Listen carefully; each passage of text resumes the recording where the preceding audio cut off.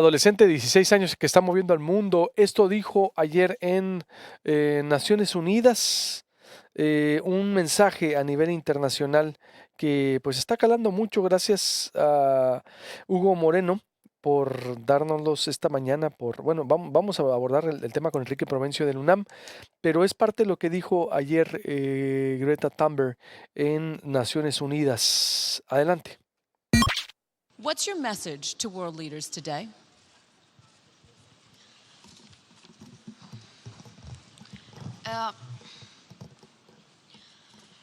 My message is that we'll be watching you.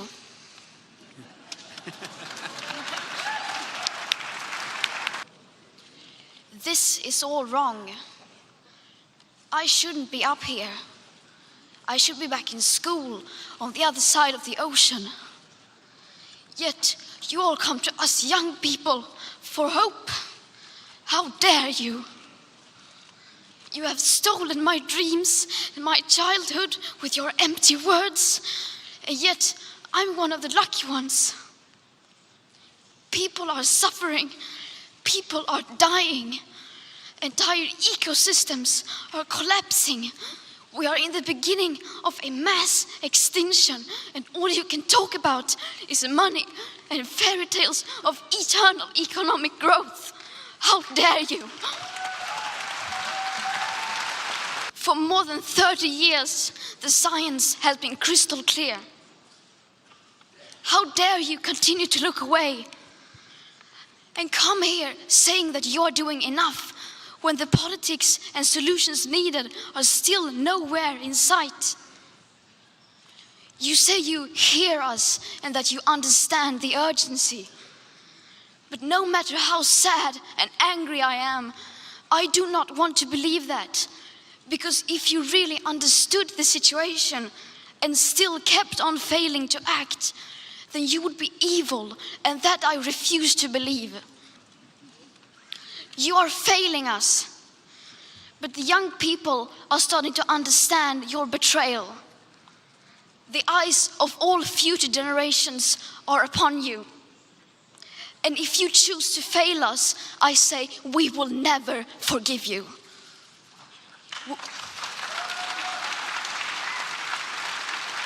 Parte de lo que dijo ayer en la cumbre en Naciones Unidas, los estamos observando a grandes rasgos, digo, para quien estaba escuchando nomás. Nos han fallado, el mundo se está colapsando en torno al cambio climático y los estaremos vigilando. Es la adolescente que trae pues al mundo de cabeza, y obvio salieron ya los críticos. No, es que la financia sabe quién, es que está detrás, siempre viéndole pero a todo, ¿no? Pero por lo menos qué bueno que el debate está abierto a nivel internacional. Enrique Provencio Durazo, investigador del UNAM, te saludo con mucho gusto. Buenos días. Buenos días, Luis Alberto. Enrique, ¿cómo ves lo que ocurrió ayer en Nueva York? Y es decir, por lo menos hay presión, ¿verdad? Eso para mí es lo importante.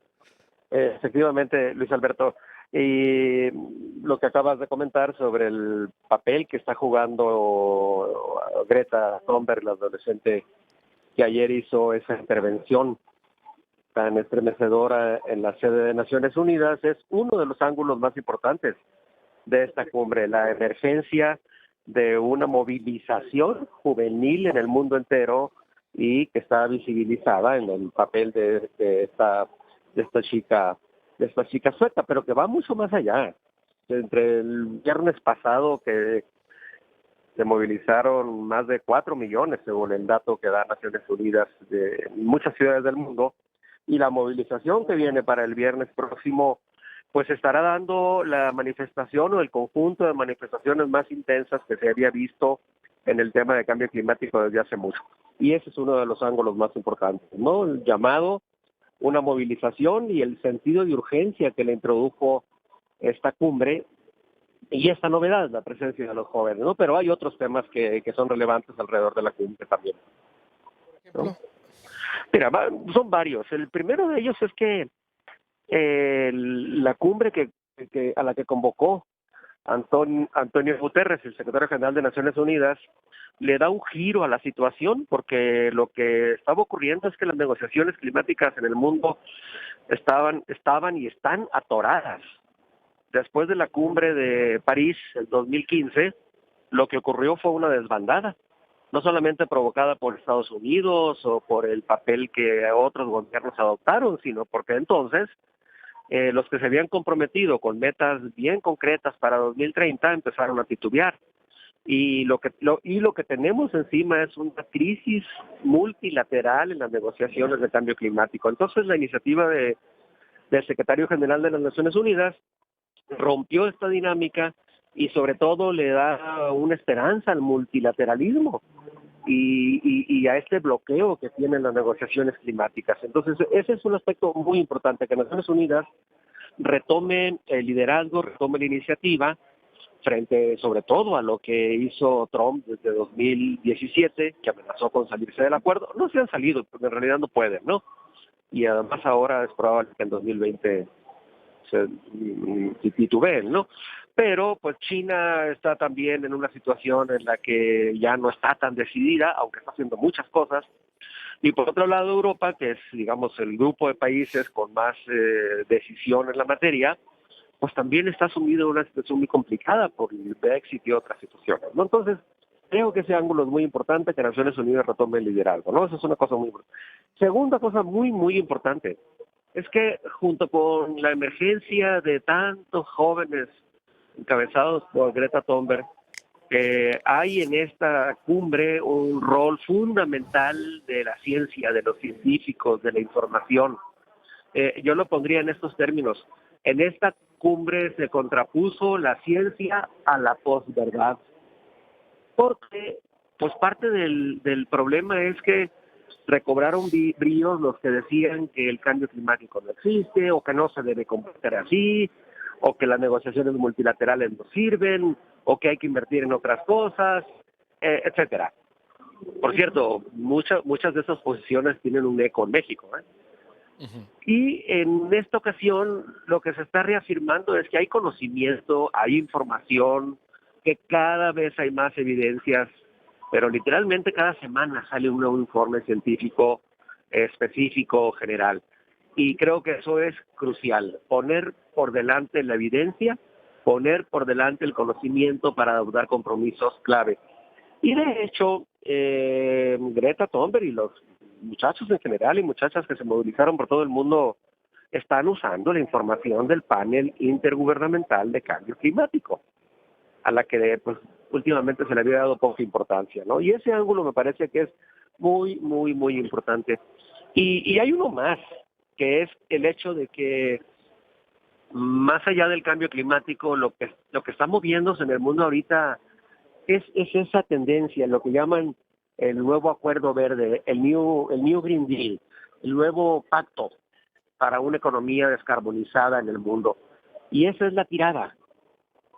Creo que las cumbres, las reuniones generan mucho ruido, mucha anécdota, pero lo central es que el mundo se ponga más agresivo en términos de reducción de emisiones, que por lo menos se bajen en un 45% para el 2030 y que para el 2050 tengamos emisiones netas cero, es decir, que lo que emitamos lo podamos absorber, capturar, neutralizar, de tal manera que pues, se logre el objetivo de que la temperatura no aumente por encima de 2 grados en el mundo.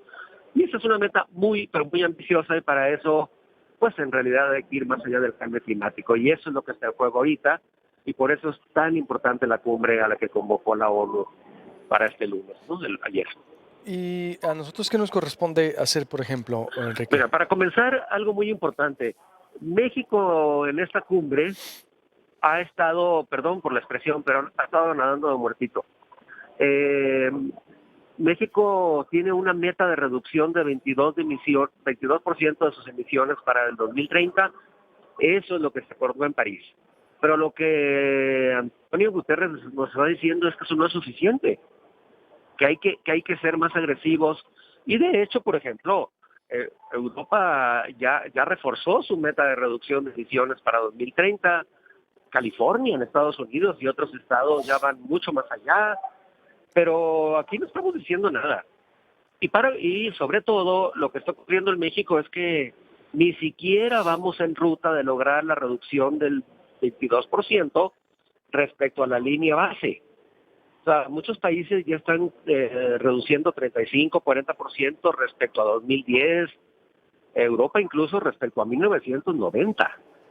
Entonces, primero, nuestra meta es insuficiente. Segundo, no estamos en ruta de cumplirla. Y tercero, pues ya titubeamos demasiado. Nuestras metas de transición energética, de energías renovables, están muy débiles, no tienen presupuesto. El presupuesto mexicano para cambio climático sigue reduciéndose y lo que nos corresponde hacer es primero recuperar el sentido de urgencia, ponernos a trabajar, a recuperar un plan de acción que nos debe conducir a una reducción más acelerada de emisiones, ¿no? Eso es lo que nos toca. Enrique, te lo he preguntado antes si es de los estados, por ejemplo, porque aquí también estamos mucho en pañales, ¿eh? Pues sí,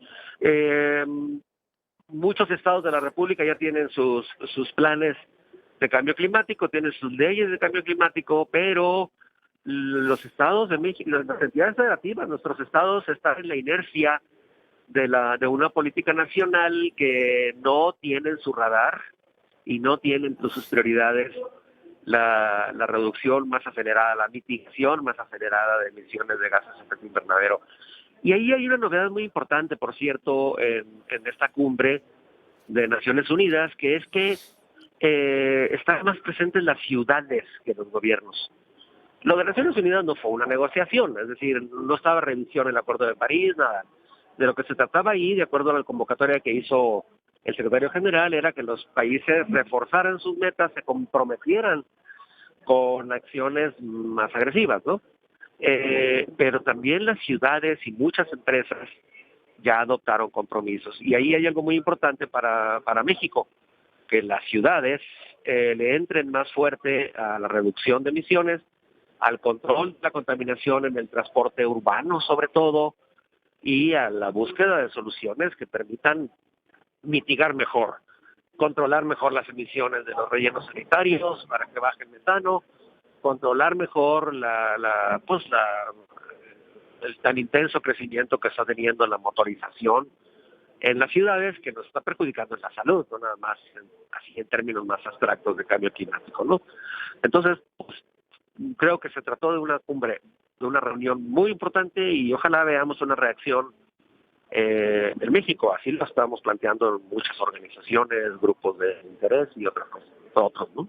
Pues ojalá nos los tomemos más en serio y por lo menos por tratar de imitar.